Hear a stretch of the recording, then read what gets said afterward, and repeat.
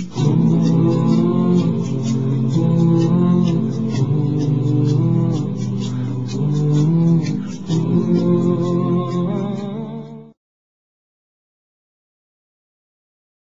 kata dalam fiqh, dalam Islam ni tak ada jawapan. Apa persoalan pun ada jawapan. Tidak ada satu benda yang dalam Islam ni yang tuan-tuan tergantung. Macam mana ya? Macam mana ya? Macam mana ya? Tak ada macam mana. Yang kedua, dalam Islam tidak ada luah mati mak telan mati bapa. Tidak ada. Dalam Islam telan pun boleh, luah pun boleh. Tidak ada serba salah dalam Islam. Ustaz, mana saya nak ikut? Suami ke mak? Suami kata macam ini, mak kata macam ini. Saya sebagai isteri, kadang, iyalah Ustaz, luah mati mak, telat mati suami. Macam mana Ustaz? Mula-mula, kita kena tengok arahan mak dengan arahan suami. Apa kata hukum syarak? Dua-dua harus. Arahan mak pun harus, arahan suami pun harus. Kalau demikian, akak kena ikut suami akak. Kalau kak tengok arahan mak betul pada syarak, arahan suami tak betul pada syarak, wajib ikut mak, jangan ikut suami. Mak kata ya, pakailah tutup aurat ya, berdosa ya. Tak tutup aurat berdosa ya.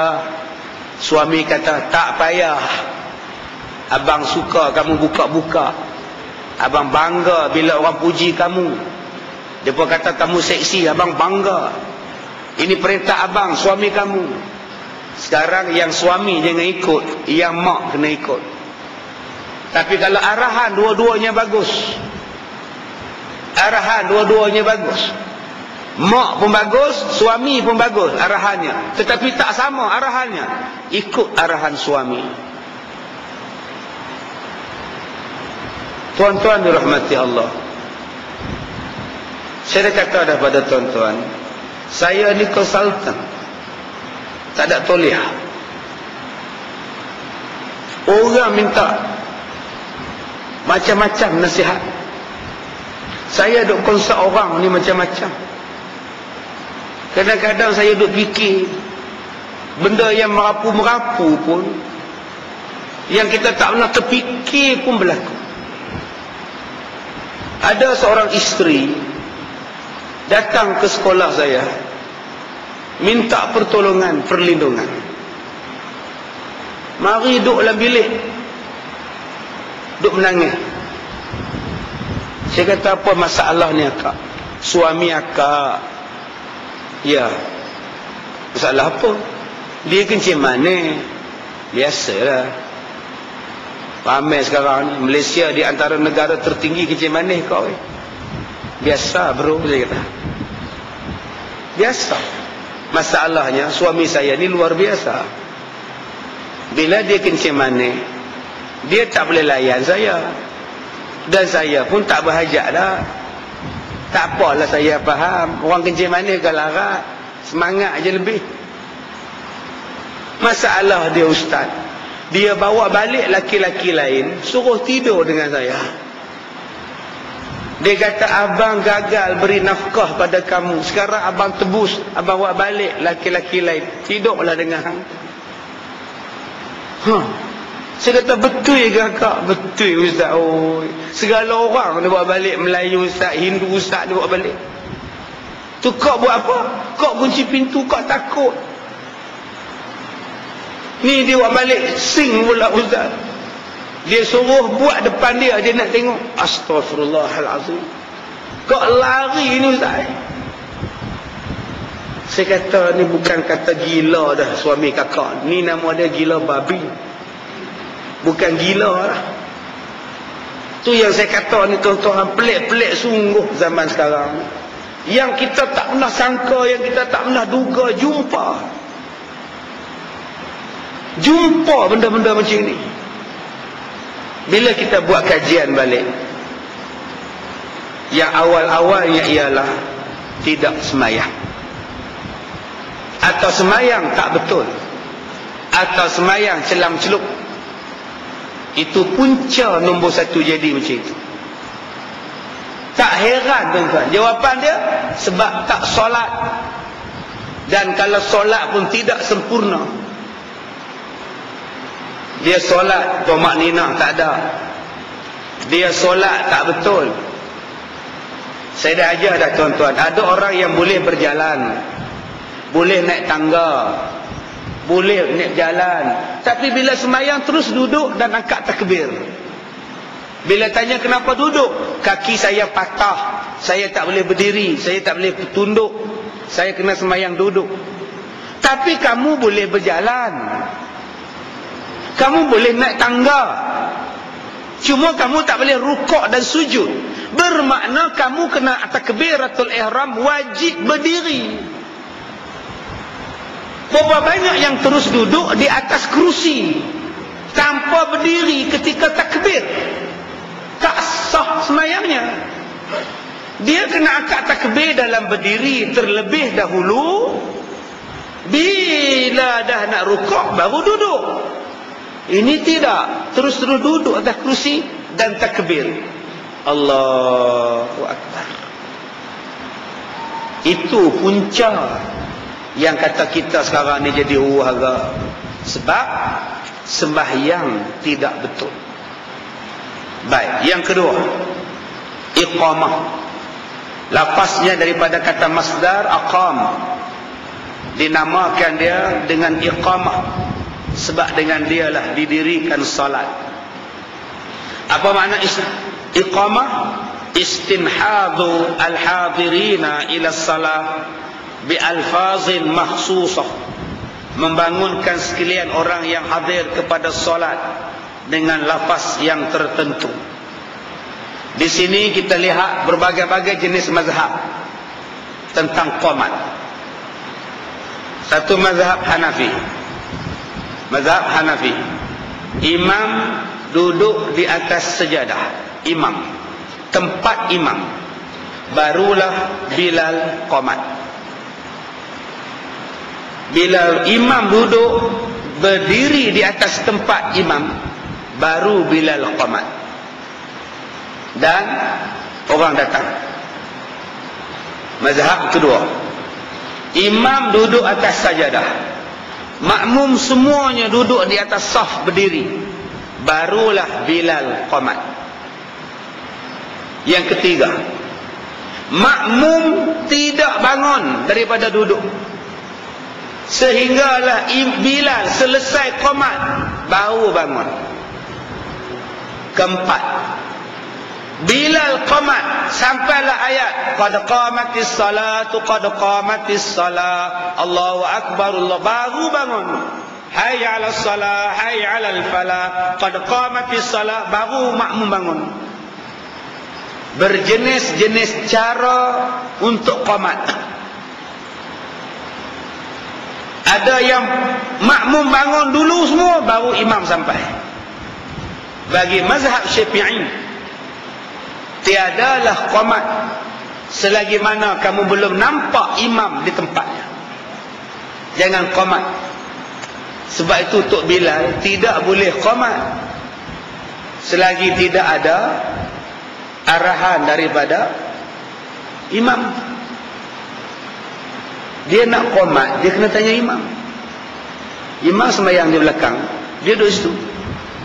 Bila dia nak qamat, dia tengok, so imam pun tunjuk, baru boleh qamat. Ini dah habis-habis dia sembahyang, dia pegang mic, Allahu akbar, Allahu akbar, la ilaha illallah, habis qamat. Mana imam? Imam baru dia nak cari. Imam duduk dalam tandas. Yang tu yang tak kenal, dia kena pastikan imam itu ada, baru boleh qamat. Jangan main qamat, main balon, imam tak ada, lah dia bang, dia qamat, dia imam. Puas hati ke dia. Jadi berhati-hati dalam bab qamat ini. Keputusan imam dan izin imam adalah sangat penting bila kita nak salat. Kata Qurtubi, adalah azan itu dengan lafaz yang begitu ringkas, tetapi cukup mengandungi masalah-masalah akidah, kerana dimulakan dengan takbir Allahu Akbar, Allahu Akbar, dengan wujudnya Allah Ta'ala dan kesempurnaannya. Asyhadu an la ilaha illallah, kemudian diiringi dengan tauhid dan menafikan syirik. Asyhadu anna Muhammadar Rasulullah, kemudian diingatkan tentang kerasulan Nabi Muhammad sallallahu alaihi wasallam. Hayya 'alas salah, kemudian diingatkan pula supaya taat dengan mengerjakan salat, dengan mengerjakan sembahyang.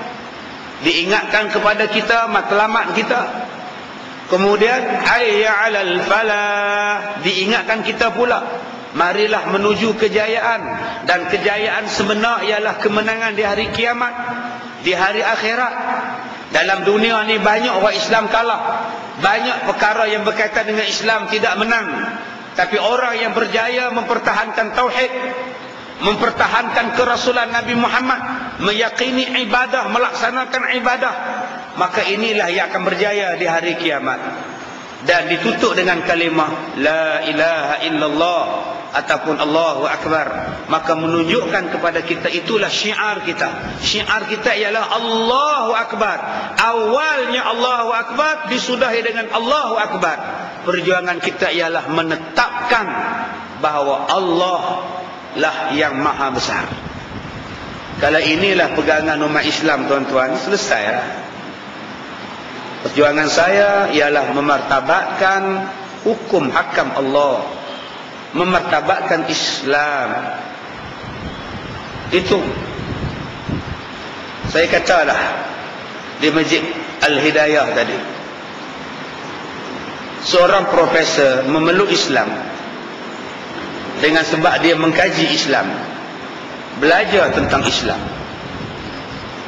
Kemudian selepas dia Islam, dia bercampur dengan masyarakat Islam. Dan di antara kata-katanya yang paling menarik, saya bersyukur saya mengenali Islam sebelum saya mengenali orang-orang Islam. Saya bersyukur kerana saya mengenali Islam sebelum saya mengenal orang-orang Islam. Kalaulah saya kenal orang Islam dahulu, belum tentu saya Islam. Bayangkan tuan-tuan, kata-kata dia. Nasib baik dia kenal Islam melalui buku, melalui dakwah, melalui pemerhatian, pengkajian tentang Quran. Kalaulah dia mengenali Islam daripada orang Islam, mungkin dia tak Islam. Saya kata dah pada tuan-tuan, apa orang Jepun itu ingin masuk Islam jika melihat orang Islam? Negara Jepun itu bersih, amanah, integriti, jujur.